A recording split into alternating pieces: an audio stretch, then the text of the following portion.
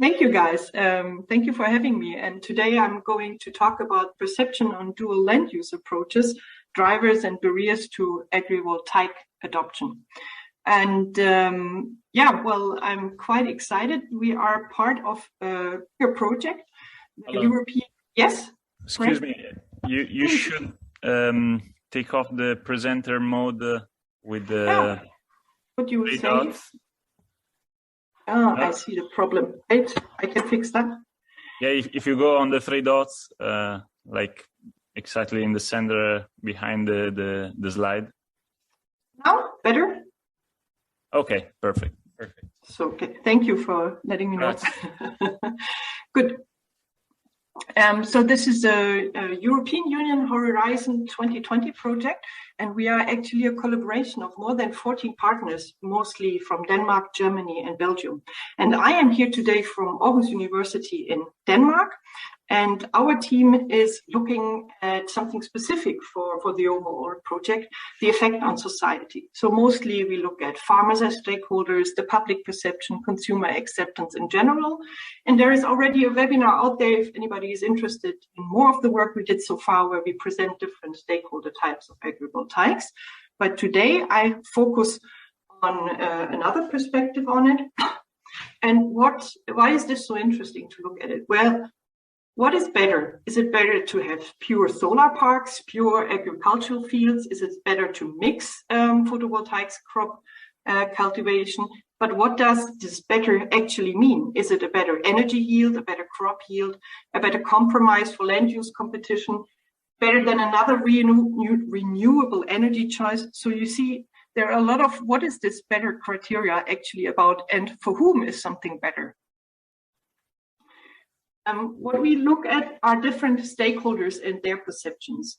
And the stakeholders in the study that I show you today consists of a mix of farmers, farmer organizations, politicians, journalists, municipality planners, researchers, environmental organizations. Everybody who would have an important opinion is somehow closer to agrivoltaic decisions. And we can, at least some of those who participated, also call frontliners. And we find that very interesting to look at them at that, because frontliners from the literature are those who are first confronted with a new innovation. So they are very important for the change process for a specific adoption decision at the end, because they point people as an early warning system to the weaknesses of an innovation. And they allow thereby to maybe produce a more sustained and robust product or innovation. And thereby it is super interesting and critical to get their insights and perspectives, specifically here on the drivers and barriers of agrivoltaics. There has been some literature out there looking at perception or social acceptance on agrivoltaic. Very quickly, we have, for example, Pascaris in the US, from my perception, looking mostly at livestock combinations of agrivoltaics. And we have the two German papers from Ketzer et al., mostly looking at it from the pilot site in Hegelbach project, how, for example, the locals perceive the acceptance level. And I like this picture a lot. It shows you how complicated things can get. Yes. And our research question has been, how do stakeholders perceive the idea of agrivoltaic, and what drivers and barriers do they see? And for such an open, explorative question, you normally use qualitative methods. So what you do is that you ask people about it, you make in-depth interviews, and to quickly say the difference between qualitative and quantitative research, we don't claim that it is representative what we find. We look, it still might be, but what we look is for many different opinions, for a broad impression of what is out there, what kind of opinions. And later on, we also plan to do quantitative surveys on that. So our sample is very mixed, as I said. And when we talk to our participants on very different levels of expertise on agrivoltaics and very different areas they come from, mostly they have been from Germany, Belgium, and Denmark. We also talked about different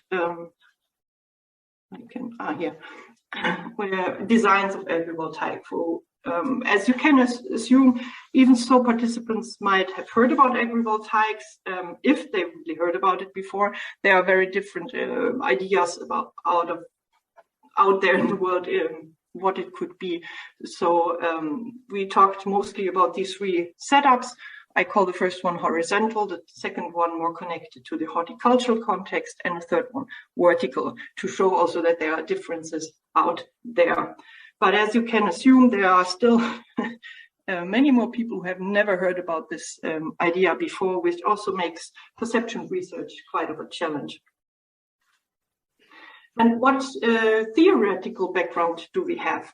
Well, we focused on the field of innovation diffusion from Rogers, mostly known for the adoption curve. But here we look at his 5 characteristics that have a big influence on how people perceive a new innovation and their actual adoption decisions. So we have relative advantage, compatibility, complexity, trialability, and observability that is, in our context, better transformed into communicability. Sorry. And what we do is that we transfer these definitions actually in the context of agrivoltaic. So, relative advantage of agrivoltaics would mean that how would somebody, a stakeholder, perceive agrivoltaics compared to another approach? Is it relatively better? Do I get more money out of it? Does it work better, a better crop yield, and so on? The compatibility would mean how does it fit existing needs, the infrastructure, or the method used? So specifically, if somebody already has an installation, compatibility might be higher. Complexity is how easy is the idea to understand and implement, and trialability means how many opportunities, or do I have an opportunity to visit a site and to experience agrivoltaics. And the communicability means more the outside perspective. So even if I'm somebody who wants to adopt agrivoltaics, I want to know how it is perceived from the outside. What do other people know and think about it?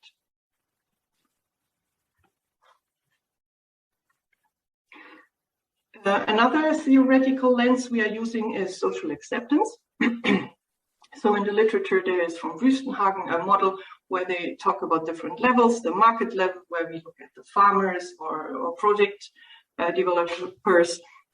We have the meso level, that is more the local community and the interest groups represented there, and the macro level, more a national, global lens, policy actors, and so on.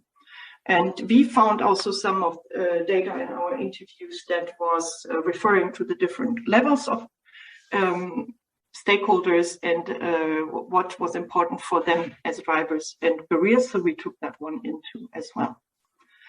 Let me now talk about the findings. And we have on a very high level 2 observations that we found important to mention.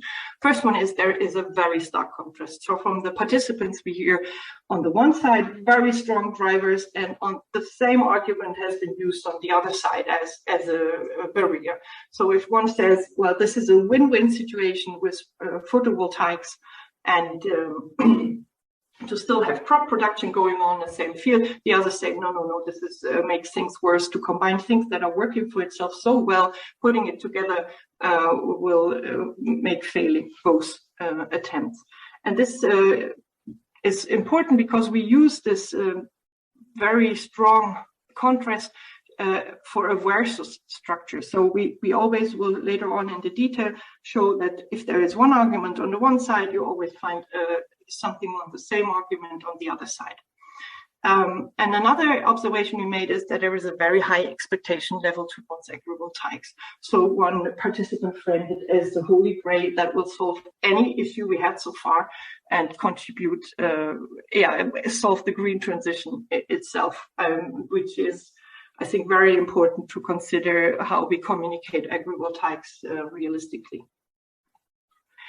I brought also a quote that shows that, but due to time, I cannot read it out, just to point out that the first participant here is showing as a driver and pro, well, the expectation that this will not only be a new technology innovation out there and do a lot for everybody, it will transform the whole energy system to a participative system. So there are many more issues connected to the technology on the expectation level. Whereas the other participant in the last sentence mentions, well, just because it's green energy, if you look in history, it does not mean at all that there will be a positive impact on society. And if I show names here, they are also anonymized. Here we come to the overview of the drivers and barriers, and I walk you through the table. As I said, in the middle, we have the introduced aggregated dimensions from Rogers, relative advantage, and so on.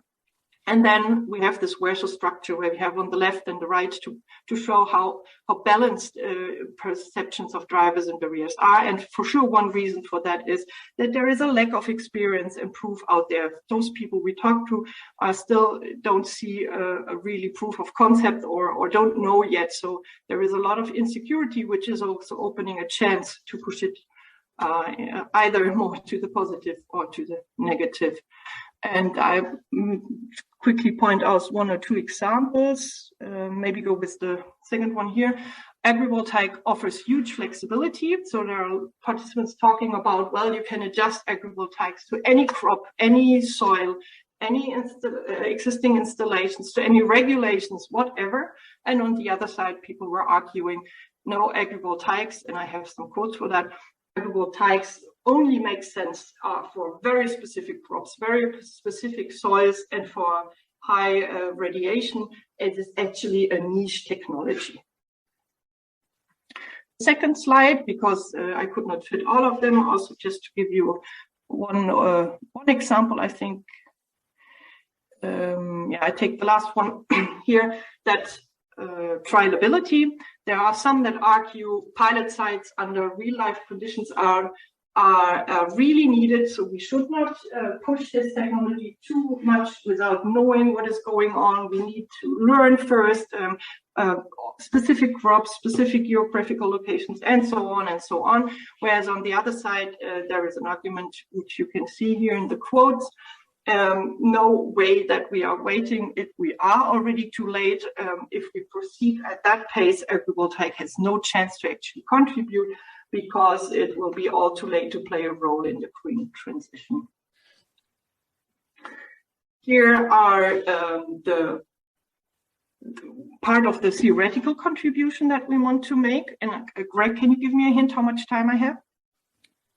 You have 2.5 minutes, and that would still leave 5 minutes for questions. Awesome, thank you. Here you see that we actually suggest to put these different lenses together. So if you, on the one side, have 5 characteristic dimensions that can have big influence on innovation adoption, how people perceive the actual innovation, then on the other side, it makes sense to look at all of these 5 characteristics from different social perspectives. So if we look at the farmer perspective or the project developer and so on, how they think what is a relative advantage of agrivoltaic, that they, for example, might have more income or might have a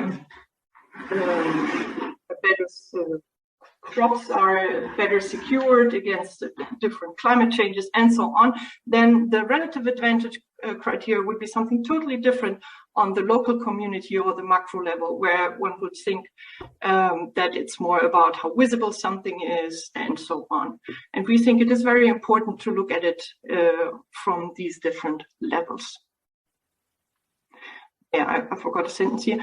And this is what we think is a difference, that if you look normally at an innovation like a mobile phone or a food product, then it is clear that you look only from the consumer who's really making the decision to buy something. But in the context of agrivoltaics, we have to consider that this has such a potential societal impact that we have to look through different lenses. Even those who not really make the adoption decision, they are somehow part of it and need to be considered. I skipped limitations and maybe add them here in the future research. We suggest actually that some of the potential biases, for example, I quickly mentioned one, that people might be biased in a way that when they look at something early on and make the idea, oh, I want to buy an electric car, then we have this idea something is far away in the future, and you look at desirability issues, something more positively seen. Oh, it would be so nice to drive an electric car. And when you come closer to the decision, it's about feasibility issues. Then it's like, oh, where will I now get the actually, where is the next power station? Where can I will it be enough to reach my mom's place, and so on. And this this is called control level theory, a distant and a near future concept. We should consider that for future research and going further with perception research at the different market penetration states. Also, we think it is super interesting to look more at stakeholder perceptions from the view that it's not about the decision, do you like agrivoltaics or not? Do you like ice cream, yes or not? And so on. It's more about compare it to the status quo. So if you have 5 options, what to build here, which one would you prefer? Which is the one that you can accept, that you can tolerate, and not so much about liking? I skipped some part of that in the presentation, but I think you get my point. And last, we also recommend what Alexis Pascaris said, that it could be very interesting to look at social acceptance in different geographical locations. So if you read up the literature, and I'm very excited to learn more about that here in the conference, what is going on internationally, why are in some countries or settings specific solutions preferred? So why are they more looking in large or more in small installations? Why more into livestock or crop combinations? Why is that the case, to learn from that?